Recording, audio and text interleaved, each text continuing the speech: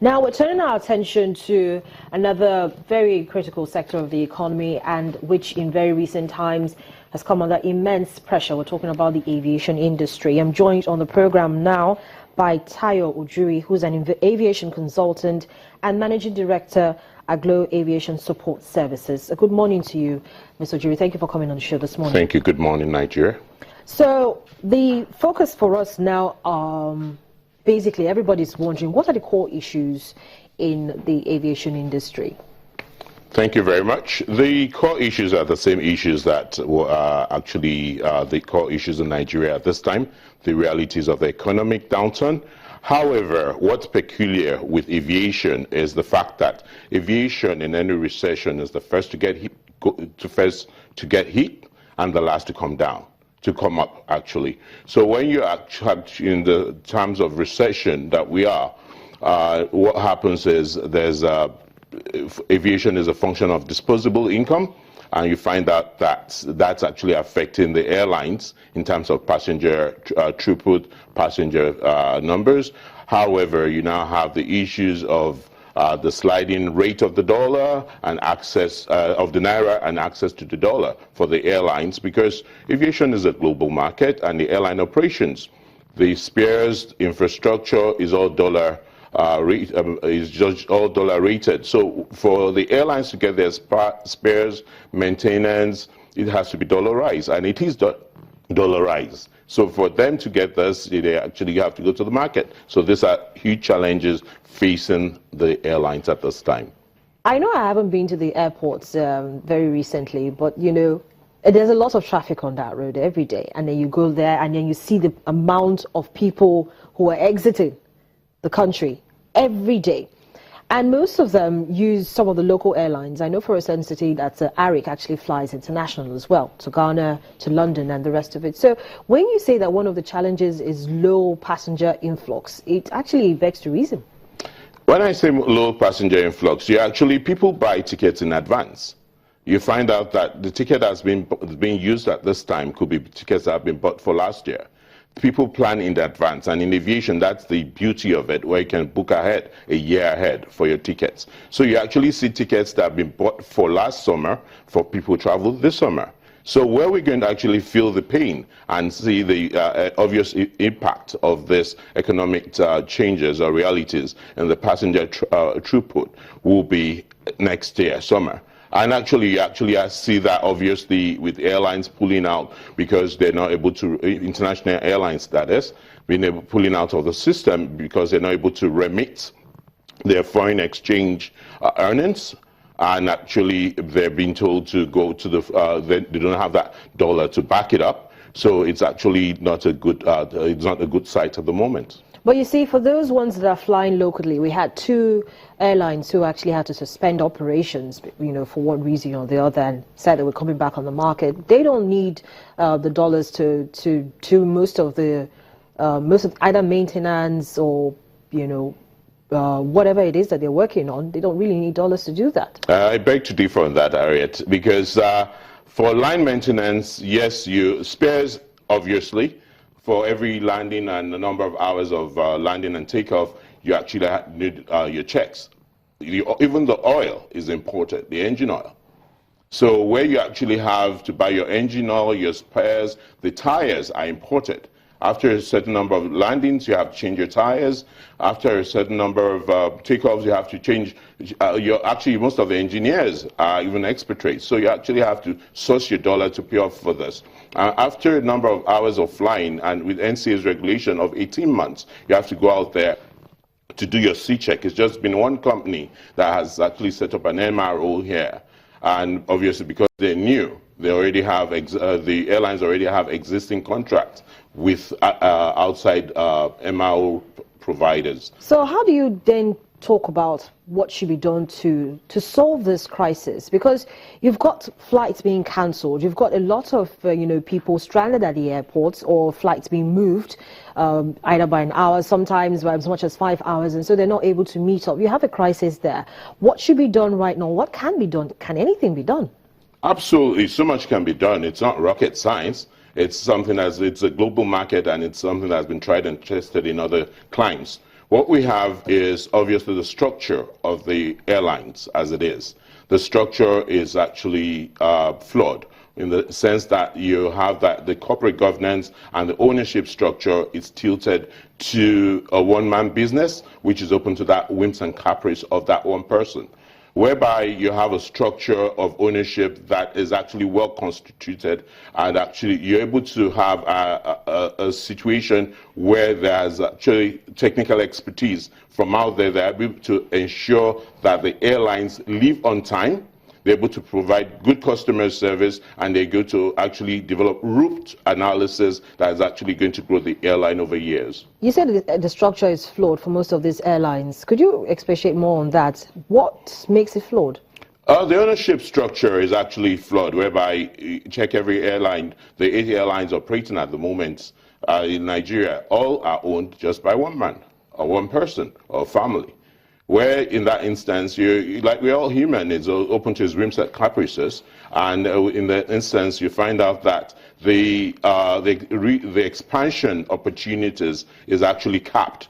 Unlike when you're actually a company and you have you're highly capitalized, you have opportunities for investors and technical partners to partner with you. That helps with the economics of skills, and actually helps with actually improving services, and even actually being able to bring technical expertise and management into the airlines. Because you have airlines that have gone through this, you have, it's not a peculiar issue in Nigeria, but it's global. It's happened in the United States, it's happened in Canada, even in the UK, where you have a BA actually now with the EU, they actually had went into a holding company, IAG, which is a holding company for British Airways, Iberia, and Vueling. So you actually have, you can play with that economic of sales. And even with that, you had Qatar coming to buy into IAG. So you're able to actually have a great synergy with that. In the instance where we have a private ownership structure in Nigeria, that actually restricts this kind of partnership. But then you see we have more of that, and if we have, for instance, these companies going to the Nigerian Stock Exchange, because we had a couple of airlines that were actually listed. ADC, I remember, yes, was listed on the Nigerian Stock Exchange, as well as Albarca. So if we have, you know, such companies going to list, do you think it will, you know, give more funding options and, of course, diverse leadership, which is what you actually complained about? Yes, it would, but obviously it's back to the structure. It's obviously, I always just take it down to where we had that experience here with the banks. Banks way back was, ownership was actually tending to one person or a group of people, but now with the actually increased capitalization of the banks, you had a higher structure and higher players coming, investment bankers, and actually high technical partners coming to merge and invest in that airline. That is what we're looking at, and that is what should drive the airlines, because you find that airline is actually a highly capital-intensive business. So you find out that you should actually be well hedged for all these economic realities, which we are not. And unfortunately, that's why we're feeling that pinch more than ever before within the Nigerian aviation sector. Do you think that this present administration is on the right track with regards its policies, you know, to ensure that the industry comes out of the issues that it's facing right now? Funding is not something you can just, you know, quickly fix like that at the snap of your fingers. But then the infrastructure challenges, and there's also talk about concessioning. Right now, that's not what the airlines, you know, really want to hear. They really want to know how they can stay in business, and they want to really know the policies that will keep them in business. A lot of them say that the policies are not favorable. Absolutely. What I do, the first part of your question actually about the policy. The policy, I don't see the government doing, so they're doing enough. They're not doing enough as it is, because you find out that, so you find that in the example of ARIC that actually insurance expired 2 days ago, you're supposed to have actually come out as a government or as a regulator, in this case NCA, to actually advise the public, to tell them this is through the economic analysis and financial viability of the airline, to tell what the airline challenges are, and being able to alert the traveling public. That way, those that bought the tickets, those that have the need to travel between this time are not actually disappointed. And that's where you see the issues whereby you have huge facilitation issues, huge customer protection issues, and that's actually going to affect even those traveling public and even the market, because you find out those that are traveling now is actually on a need basis. You're traveling because there's a need for it. There's not much of leisure traveling. It's not a matter of visiting family and friends. So when there's a need and there's actually that cancellation of flight, it actually affects, it has a domino effect that's affecting other things. The Minister for Aviation, Senator Sirika Hadi, is also a captain, has been constantly interfacing and, meeting with operators in the industry. For you, what has been your take? Because I know you've actually been in on some of those meetings. What do you actually get? What sense do you get from what he's been saying? Well, the last meeting was more on concessioning, and actually it's clarifying the air that it's a concessioning process rather than privatization process. For me, I think he actually put in the cat before the horse, whereby you find out that there's just set up a committee as well, whereby they're just going to review the legislation and framework for concessioning. This should have been done prior to even deciding if they're going to concession or privatize. That would be able to understand what type of model of concessioning. What is the traffic of those 4 airports that they've chosen? What is the traffic? What is the infrastructure on ground? That way you'll be able to, at the end of the process, have the committee process an information memorandum that actually tells the highlights and the quality and the value of these 4 airports, so that you can attract viable airport operation management companies to come and invest in this concession. Because the challenge with this concessioning, whereby you have the unions in the aviation sector pushing back, is lack of communication. But if there's a transparent process whereby the committee has done the work in line with best international practice, this is actually a process where everybody knows there is a need for it.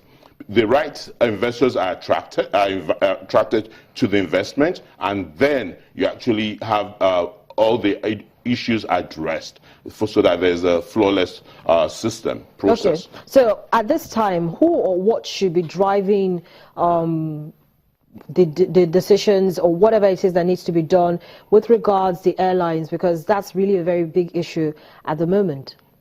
Who or what? Well, the government, aviation is highly, it's a regulated industry. The government through the NCAA regulates, and so they're in actually the pilot seat literally. And obviously, it's been able to push the ownership of who's in charge, and their policies, their regulations that has been put in place. So it's been able to follow that regulation and policy to the letter. And thereafter, obviously, there are issues about the real issues where the rubber meets the road of Forex. And being able to say, okay, because Forex is actually affecting Jet A1 availability as well. Right. So you have the Forex being able to actually see how they can actually get Forex at a very favorable price. All right. Tayo, thank you so much for coming on the program this morning. Thank you, my pleasure.